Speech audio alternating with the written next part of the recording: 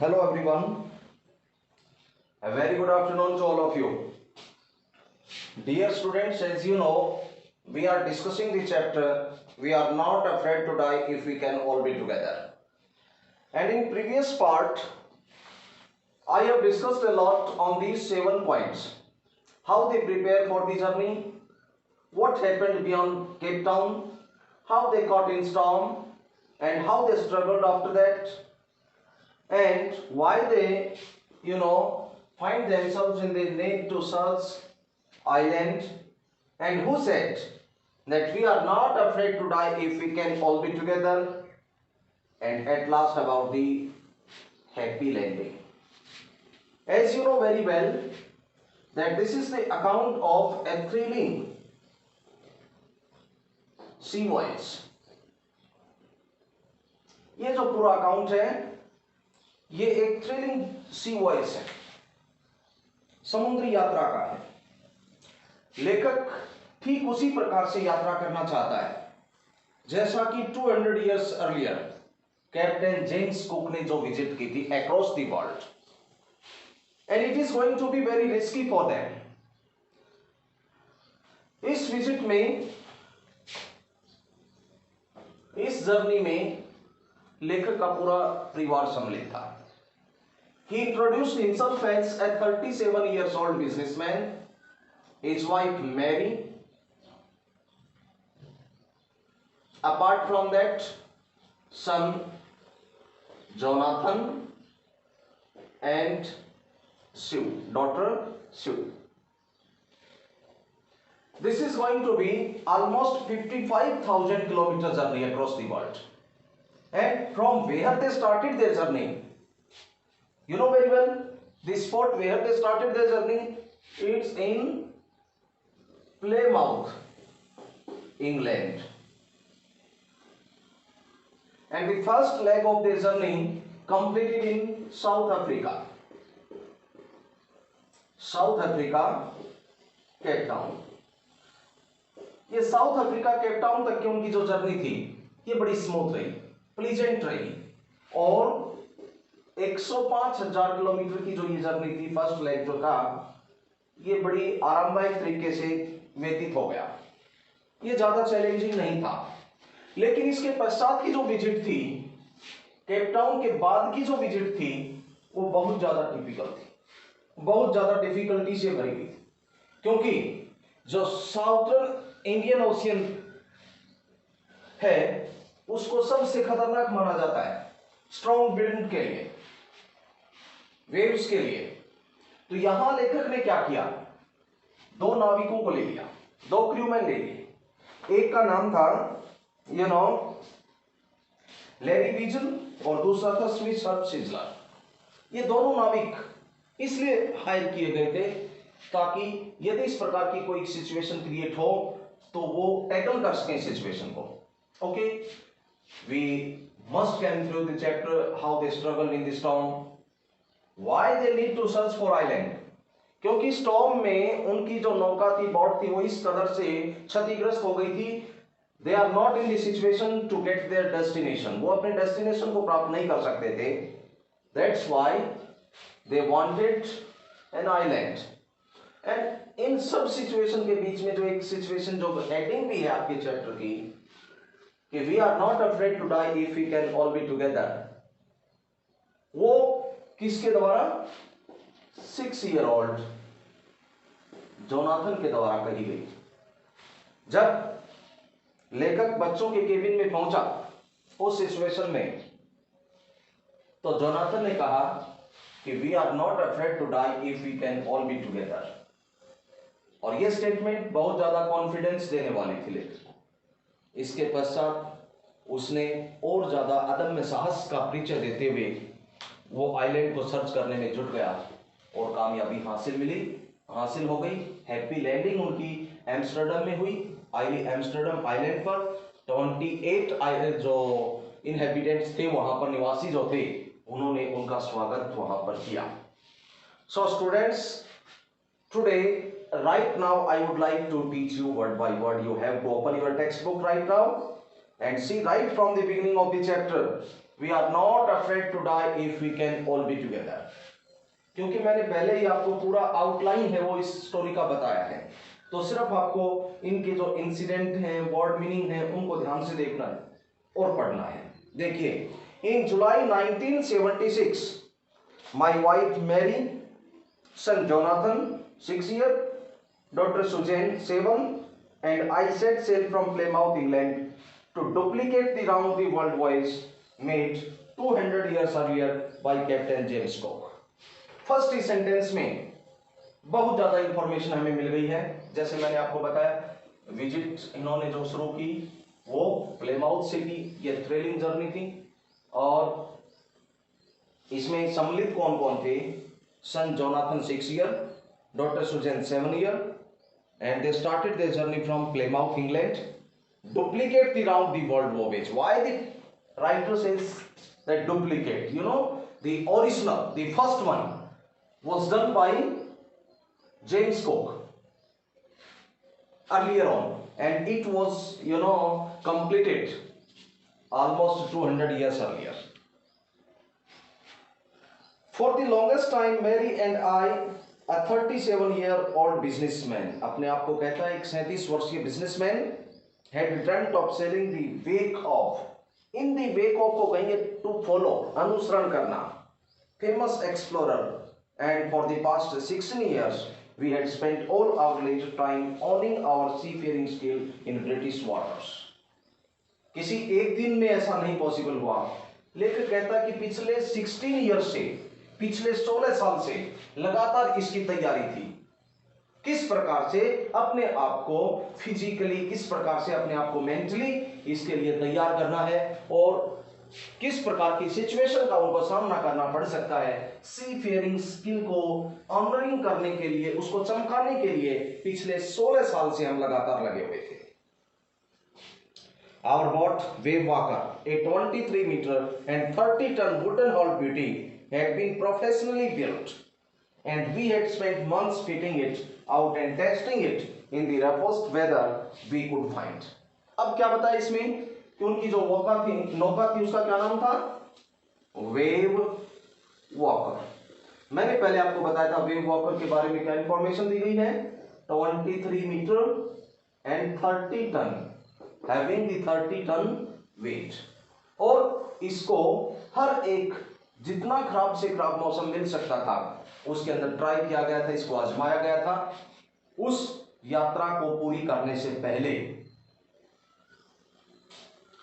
the first leg of our plan 3-year 105,000 kilometer journey passed pleasantly as we sailed from the west coast of Africa to Cape Town. देखिए, जो पहली उनकी जो चरण था, जो पहली लेग का मतलब चरण पार्ट जो था वो 105,000 किलोमीटर का था, जो कि इंग्लैंड के प्लेमाउथ से शुरू होकर के कहां तक जाना था? केप टाउन तक जाना था। और ये अच्छे ढंग से पूरा भी हो गया, इसमें कोई समस्या भी नहीं रही। There before heading east, we took the 2 crewmen, American Larry Wiesel and Swiss Art Sizzler, to help us tackle one of the world's toughest seas, Southern Indian Ocean. इसके पश्चात लेखक ने क्या किया? क्योंकि उनको पता था कि यहां तक की जो उनकी जो सी वॉइस है वो बिल्कुल सही हो सकती है, लेकिन केप टाउन से आगे बढ़ने पर समस्या हो सकती है, इसलिए उन्होंने 2 क्रूमैन हायर किए। और दोनों कौन थे? एक था आपका स्विस हार्ट सिजलर और दूसरा अमेरिकन लैरी विजन। ओके, ताकि हर एक सिचुएशन को अच्छे ढंग से टैकल किया जा सके। On our second day out of Cape Town, we began to encounter strong gales. Students, see, encounter, मुठभेड़ होना, मिलना, strong gales, strong wind. Cape Town से चलने के दूसरे दिन ही उनका सामना स्ट्रॉन्ग विंड से, तेज लहरों से होना शुरू हो गया। They blew continuously. Gales did not worry me, but the size of the waves was alarming. कहता है कि वेव्स की जो साइज थी वो अलार्मिंग थी, जितना वो ऊंचे उठ रही थी, up to 15 metres as high as our main mast, मुख्य मस्तूल की ऊंचाई तक की वो लहरें जा रही थी। ये एक चिंता की बात थी लेखक के लिए। December 25 found us 3,500 kilometers, 3,500 kilometers east of Cape Town. Despite atrocious weather, dangerous, khatarnak, we had a wonderful holiday complete with a Christmas tree. 25 दिसंबर को मौसम खराब होने के बाद भी कहता है कि हमने एक वंडरफुल हॉलीडे सेलिब्रेट किया क्रिसमस का। New Year's Day saw no improvement in the weather. नए साल को भी कोई ज्यादा इम्प्रूवमेंट लगा नहीं कि कुछ बदलाव होगा मौसम में। Okay, but we reason here means तर्क देना। हमारे तार्किक बात ये थी that it had to change soon, कि संभवतः लगातार ऐसा कंटिन्यूसली ऐसा वेदर नहीं रहेगा, ये बदल जाएगा। एंड इट डिड चेंज, और ये बदला भी फॉर दी वर्स। मौसम बदला भी लेकिन इंप्रूवमेंट नहीं हुई, ये और भी क्या हो गया, वर्स हो गया। At dawn on January 2 the waves were gigantic। 2 जनवरी को सुबह जो लहरें थी वो विशालकाय बन गई।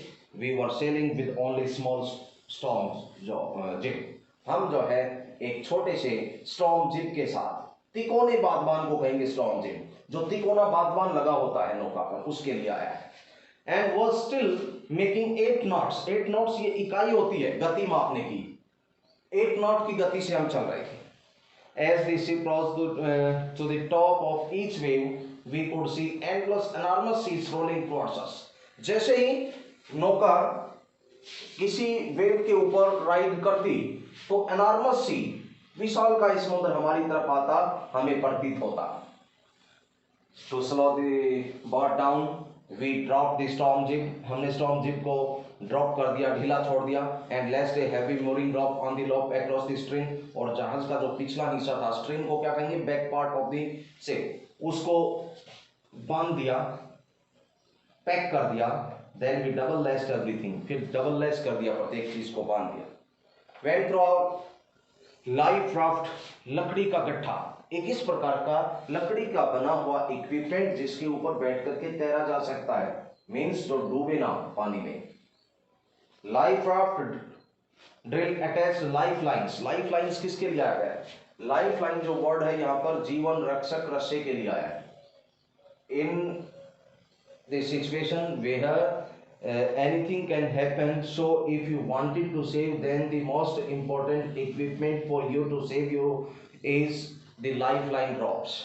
okay, down all skin, हमने चीकने जो वस्त्र थे, तैलीय जो वस्त्र थे वो पहन लिए। And life jackets and waited, और लाइफ जैकेट्स पहन लिए। जितनी भी एक तरीके से अपने आप को बचाने के लिए युक्ति हो सकती थी, वो सारे के सारी युक्तियां हमने की। द फर्स्ट इंडिकेशन, जो पहला संकेत था इम्पेंडिंग डिजास्टर, अप्रोचिंग डिजास्टर का, came at about 6 PM। The ominous silence, with an ominous silence. Ominous silence एक बहुत अनिष्टकारी चुप्पी के साथ संकेत महसूस हुआ। द विंड ड्रॉप्ड, हवा रुक गई। And the sky immediately grew dark, और आसमान काला पड़ गया। Then came a growing roar and an enormous cloud toward aft of the ship. Aft means the back part of the ship, उसकी तरफ जो है एक विशाल का बादल का बनना शुरू हो गया। With horror I realise that it was not a cloud, लेकिन तुरंत मैंने महसूस किया कि ये कोई बादल नहीं था, but a wave like no other I had ever seen. लेकिन ये एक ऐसी वेव थी जो पहले मैंने कभी नहीं देखी थी। I had ever seen, it appeared perfectly vertical and almost twice the height of our other waves. देखिए ये जो वेव थी, कहता है कि जो अदर वेव्स थी उनसे ट्वाइस बड़ी थी, दोगुनी बड़ी थी। With a frightful breaking crest, means ऊपरी इसका जो शिखर था वो निरंतर नीचे की तरफ गिरता हुआ प्रतीत हो रहा था। ऊपर उठना लहर का और ऊपरी चोटी का, शिखर का नीचे भयानक तरीके से नीचे गिरना, ये उसको दिखाई। The roar increased to a thunder as the stream moved up to the face of the wave, and for a moment I thought we might ride over it। एक पल के लिए जैसे ही वो लहर नजदीक आई, मुझे लगा, लेखक कहता है कि शायद हम उसके ऊपर से राइड कर जाएंगे, उसके ऊपर से निकल जाएंगे। But then a tremendous explosion shook the deck, लेकिन उसके पश्चात एक भयानक विस्फोट ने डेक को तोड़ दिया, सरफेस को तोड़ दिया। A torrent of green white water broke over this sea, और जहाज के ऊपर जो पानी था सतह के ऊपर वो आना शुरू हो गया सी पर।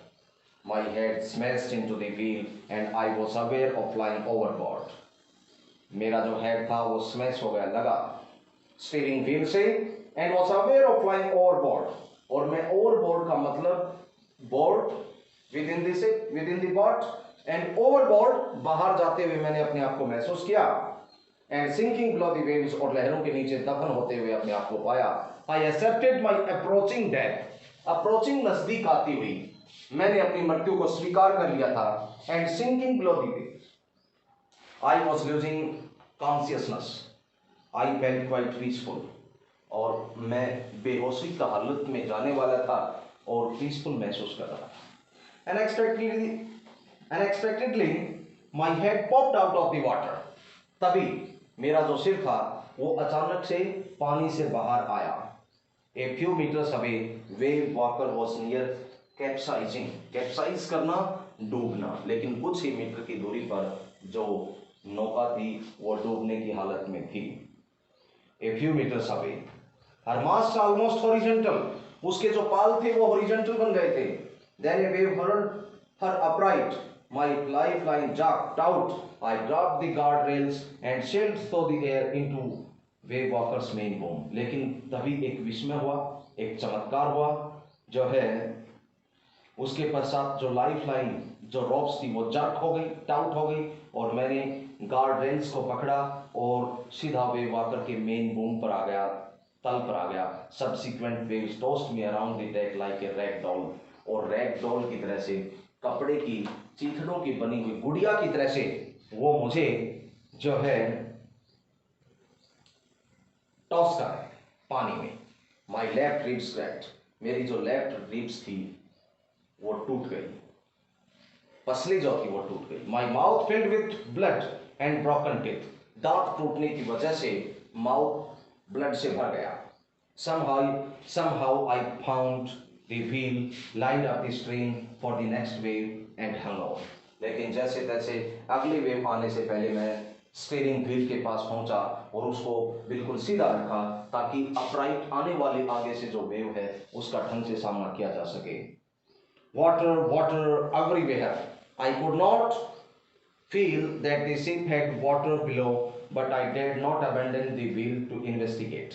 प्रत्येक जगह पानी था, मैं देखना चाहता था कि कितना ज़्यादा पानी वहाँ पहुँच चुका था, लेकिन मैंने इन्वेस्टिगेट करने के लिए उस व्हील को छोड़ना ठीक नहीं समझा।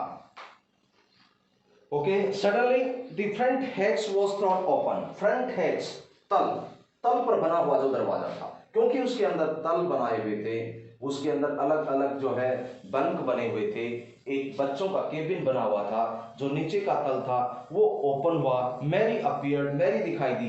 We are sinking, she screamed, उसने चिल्लाते हुए कहा हम डूब रहे हैं।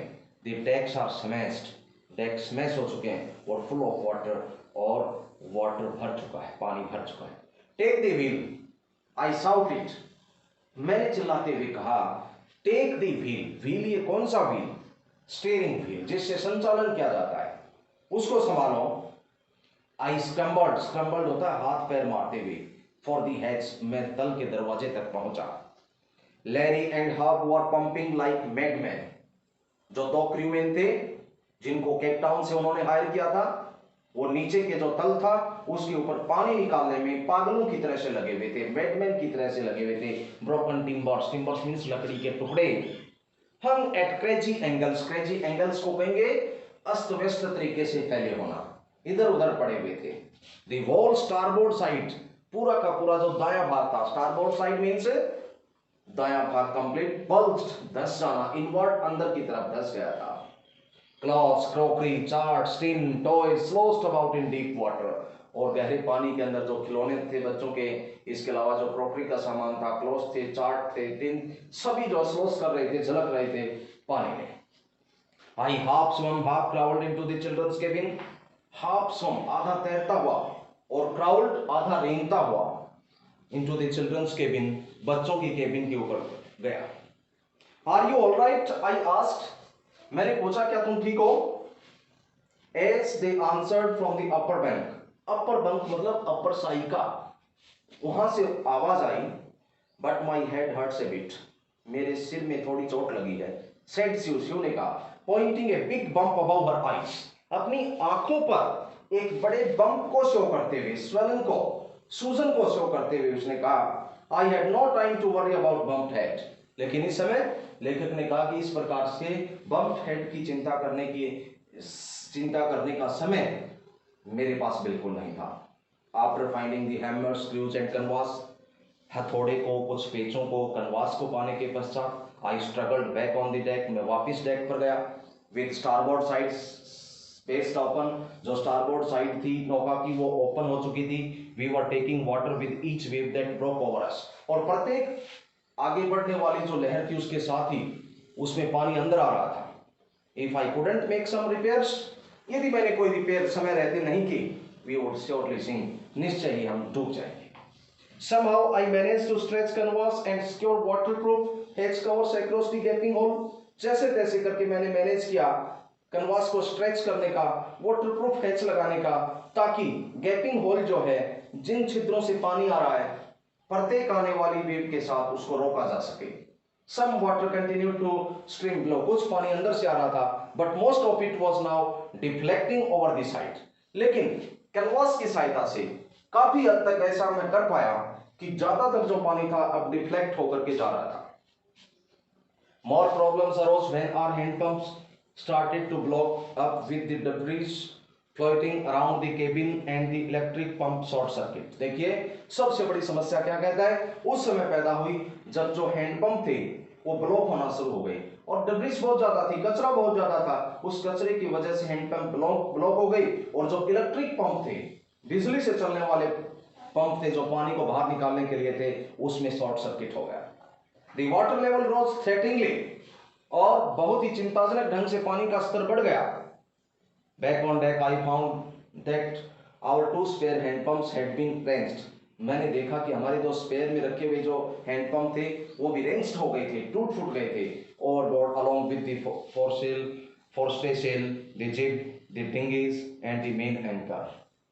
मतलब हमारे पास जो अतिरिक्त बचे हुए स्पेयर में रखे हुए जो पंप्स थे, और जो सामान था, जो जिप वगैरह रखे हुए थे, डिंगीज जो छोटियां डिंगीज जो थी, और जो मेन लंगर जो था, वो सारे के सारे अस्त व्यस्त हो चुके थे। Then I remembered we had another electric pump। तभी मुझे याद आया कि एक और इलेक्ट्रिक पंप है under the chart room floor, जहां चार्ट रूम फ्लोर बनाया हुआ है। मुझे याद आया कि एक और वहां पर इलेक्ट्रिक पंप है। I concentrated it to an out pipe and was thankful to find that it worked। मैंने इसको आउटर पाइप से जोड़ा और इसको स्विच ऑन किया, और बड़ा भाग्यशाली अपने आप को पाया कि इसने काम करना शुरू किया। The night dragged on an endless, bitterly cold routine of pumping। पूरी रात व्यतीत हो गई एक कड़वाहट से भरी हुई रूटीन पंपिंग की, लगातार पानी बाहर निकालने की। Steering, working the radio, radio के लिए काम करते हुए, सिग्नल प्राप्त करने के लिए। We were getting no replies to our mayday calls. Mayday calls का मतलब क्या है? Radio signal. Mayday calls means radio signal हमें मिल नहीं रहे थे, लेकिन प्रयासरत जरूर थे कि distant corner of the world, संसार के इस सुदूर क्षेत्र से हमें कोई न कोई बाहरी सिग्नल मिल जाए। Which was not surprising in this remote corner of the world। और सिग्नल न मिलना ये कोई आश्चर्य की बात नहीं थी, क्योंकि हम remote corner of the world थे, संसार के बहुत दूसरे भाग से, एक अलग इलाके से, एक अलग जगह से थे, जहां पर रेडियो सिग्नल्स का मिलना ना मिलना कोई हैरानी की बात नहीं थी। शिव's head had swollen alarmingly। Shiv का जो हेड था वो बहुत ही चिंताजनक ढंग से सोजनग्रस्त हो गया था। She had two enormous black eyes and now she showed us a deep cut on her arm। अब तक उसने जो बताया नहीं था, अब उसने अपनी आर्म के ऊपर एक डीप कट भी शो किया, दिखाया। When I asked why she hadn't made more of her injuries before this, जब मैंने उससे पूछा कि आपने इससे पहले इस इंजरी के बारे में क्यों नहीं बताया, she replied, उसने उत्तर दिया, I didn't want to worry you। मैं तुम्हें चिंतित नहीं करना चाहती थी। When you were trying to save us all, जबकि तुम हम सभी को बचाने में लगे हुए थे। जबकि तुम हम सबको बचाने में लगे हुए थे, मैं तुम्हें चिंतित नहीं करना चाहती थी। देखिए ये जो फर्स्ट पार्ट है, आप यहां तक इसको देखोगे और नेक्स्ट पार्ट में I would like to complete the chapter. Okay, so that's all from this part.